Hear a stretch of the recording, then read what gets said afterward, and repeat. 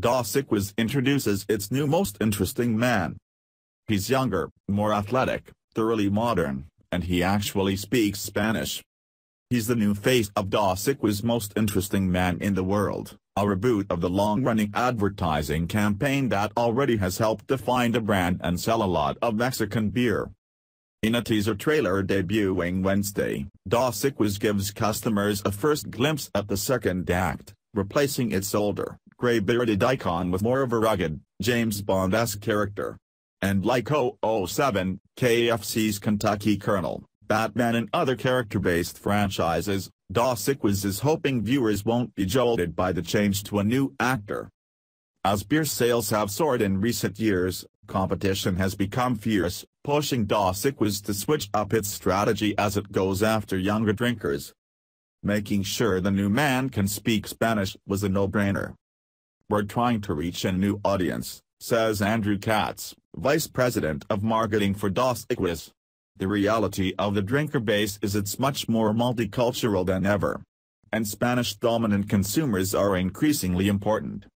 Indeed, the U.S. population has dramatically shifted since actor Jonathan Goldsmith first uttered his now famous tagline, "I don't always drink beer, but when I do, I prefer Equis." The Hispanic population hit an all-time high in 2014 and is expected to double to nearly 106 million by 2050, according to government figures. At the same time, sales of imported beer, and particularly Mexican beers, have been on a tear. Sales of Mexican imported beer so far this year have increased 13.6% compared to the same time period last year, according to figures from market research firm IRI. Equis Lager Special sales have grown 6.4% this year, but overall sales still significantly lag brands including Corona Extra and Modelo Especial. Cast to help freshen Equis' image as the new most interesting man is Agustin Legrand, a French actor who also speaks English and Spanish. While the previous man, portrayed by Goldsmith, was seen reflecting on past experiences from the corners of a dark bar with a bevy of beautiful women on his arms, Legrand will be more of an action hero, whether it's chopping a coconut in half with his bare hand, running down a street clutching a pig or retrieving a soccer ball from inside a well. "He's more resourceful," says Nuna Tells, chief marketing officer for Heineken USA, which owns Equis. "Our customers, we're just ready to see the most interesting man in more challenging situations, in more contemporary situations." At 41, Legrand is more than 30 years younger than Goldsmith, who retired from the campaign at 77 earlier this year. Legrand's spots will get some other modern upgrades as well, including pushing the campaign on Snapchat and writing a more progressive role for women. Tells doesn't rule out the potential of having a most interesting woman beside Legrand for his adventures.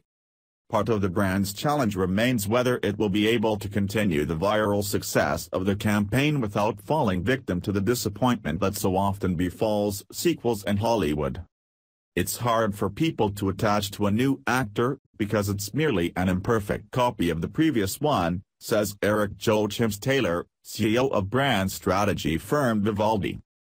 Equis also faces significantly more competition than when the most interesting man first graced TV screens 9 years ago.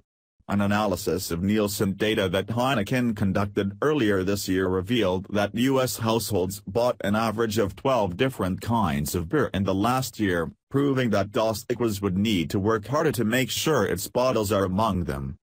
Part of its plan includes updated packaging, the first-ever Snapchat campaign, and becoming an official sponsor for the college football playoff, which will serve as the launch pad for the first full ads with Legrand in October.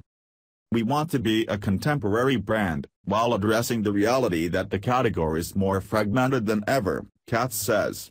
"For us, it's not so much about building loyalty but it is about getting consideration.